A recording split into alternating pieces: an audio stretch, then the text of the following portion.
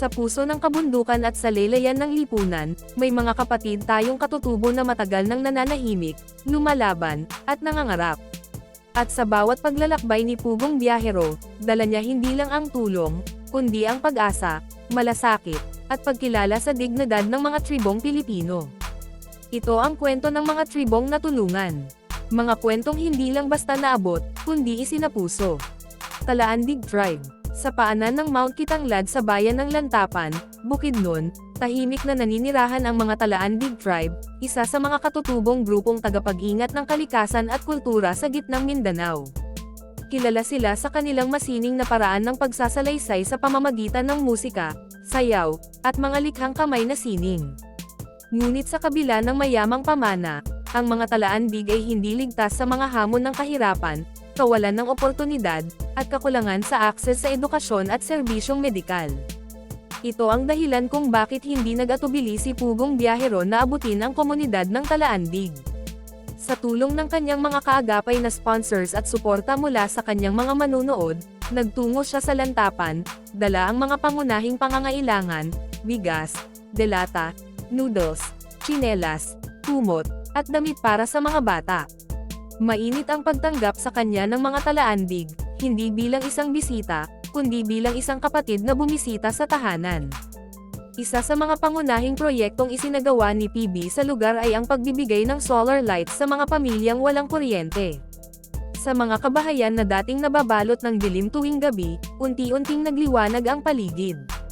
Para sa mga batang Talaandig na gustong mag-aral o magbasa kahit sa gabi, ito ay isang malaking biyaya. Mula sa simpleng liwanag, nabuhay ang pag-asa at pananabik sa mas magandang kinabukasan. Hindi lamang material na tulong ang naibigay ni Pugong Biyahero. Isa rin siyang tagapagdala ng pagkilala at respeto sa kulturang katutubo.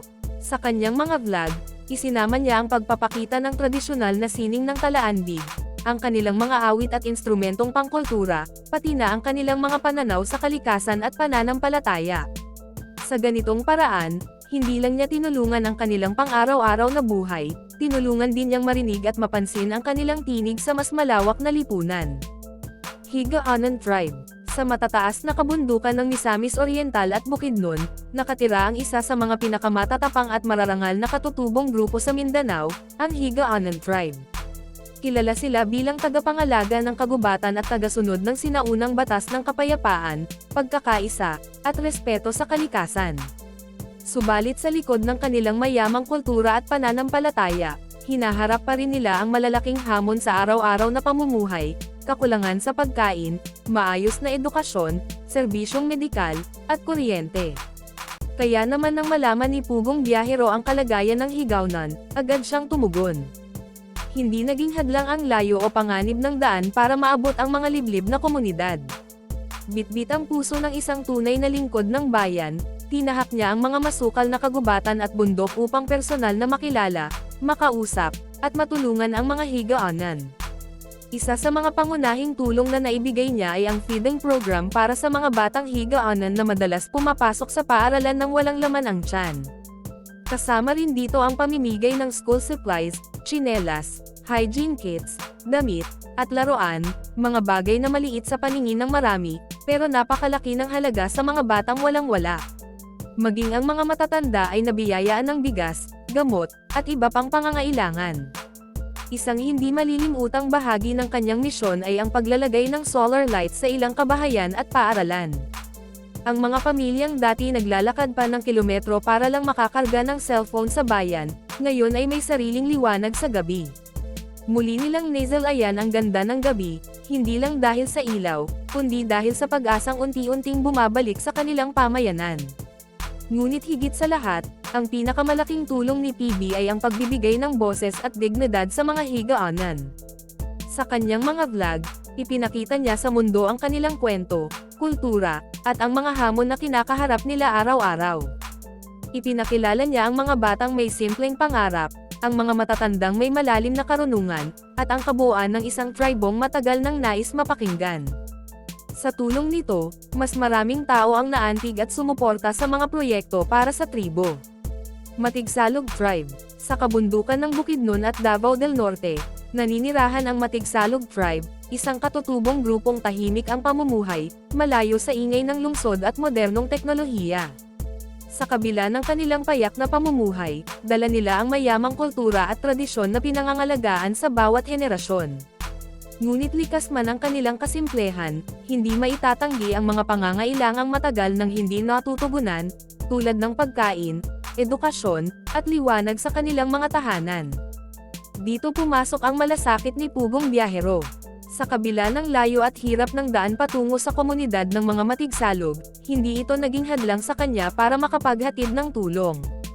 Makikita sa kanyang mga vlog ang pag-akyat ng bundok, pagtawid sa ilog, at paglalakad ng maraming kilometro para lang personal na maabot ang tribo. Bitbit niya ang mga pangunahing pangangailangan, bigas, canned goods, tsinelas, damit, laruan para sa mga bata, mga simpleng bagay na para sa iba ay karaniwan na, ngunit sa matigsalog, ito'y isang biyaya. Isa sa mga hindi malilimutang ambag ni Pugong Biyahero ay ang pagbibigay ng edukasyon sa kabataang katutubo. Hindi rin nakalimutan ni Pugong Biyahero ang isa sa pinakamalaking pangangailangan ng tribo, ang ilaw sa gabi. Sa pamamagitan ng mga solar lights, nagkaroon ng liwanag ang mga bahay sa kabundukan. Para sa mga batang nais mag-aral tuwing gabi, isa itong malaking pagbabago. Hindi na kailangang umasa sa kandila o gasera, dahil ngayon, may pag-asang sumisindi sa dilim. Ang pagtulong ni Pugong Biyahero sa Matigsalog Tribe ay hindi isang beses lang. Paulit-ulit siyang bumalik, naging kaibigan at bahagi ng komunidad. Maraming viewers ng kanyang vlog ang naantig at naging bahagi ng kanyang misyon, na naging tulay para sa mas malawak na tulong. Manobo Tribe.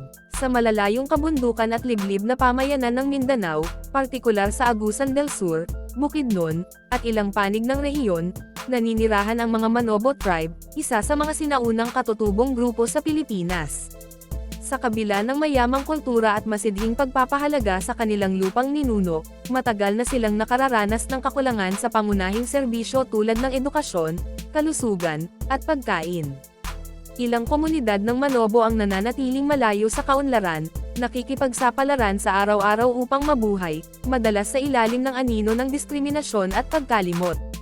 Dito pumasok ang makabuluhang papel ni Pugong Biyahero, isang charity vlogger na hindi natatakot sumuong sa maputik na daan at masukal na kagubatan para lamang makapag-abot ng tulong sa mga katutubong higit na nangangailangan.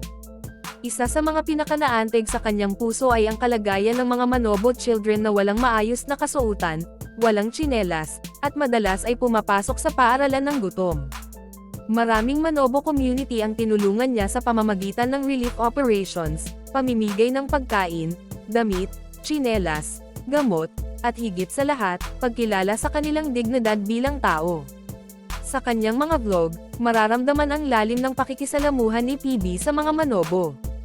Hindi lang siya tagahatid ng tulong, siya ay nakikinig, naglalapit ng mga kwento, at nagbibigay ng plataporma upang marinig ang boses ng mga nasa laylayan. Sa mga lugar kung saan walang signal at kuryente, dala niya ang solar lights at hygiene kits. Sa mga komunidad na pinabayaan, dala niya ang pag-asa at malasakit. May mga pagkakataong siya mismo ang nagsasahag ng pagkain, namimigay ng laruan sa mga bata, at nakikipagkulitin sa mga kabataan, mga simpleng tagpo na may malalim na epekto sa kanilang mga puso. Isa rin sa mga mahalagang ambag ni Pugong Biyahero ay ang pagtutok sa edukasyon. Ilan sa mga Manobo youth ang kanyang tinulungan upang makapag-aral, isang bagay na kadalasang hindi abot kamay dahil sa kahirapan at layo ng paaralan. Sa tulong ng kanyang mga viewers at sponsors, unti-unti niyang binibigyang pag-asa ang mga batang nangangarap na makaalis sa siklo ng kahirapan. Hindi ito isang proyektong isang beses lang ginawa, kundi isang tuloy-tuloy na ugnayan ng pagtutulungan. Sa bawat pagbabalik ni PB sa mga komunidad ng Manobo, mas lumalalim ang kanyang ugnayan sa kanila. Hindi na siya tinatawag na bisita, kundi kapamilya. At sa bawat vlog na naipalabas, mas dumarami ang naaabot ng kanyang advokasya, at mas lumalawak ang epekto ng kanyang ginagawang kabutihan. Sa kanyang sariling paraan, ipinapakita ni Pugong Biyahero na ang tunay na pagbabago ay nagsisimula sa malasakit. Na ang pagtulong ay hindi lamang tungkol sa pera o material na bagay, kundi sa pagbibigay halaga sa mga taong madalas ay hindi pinapansin.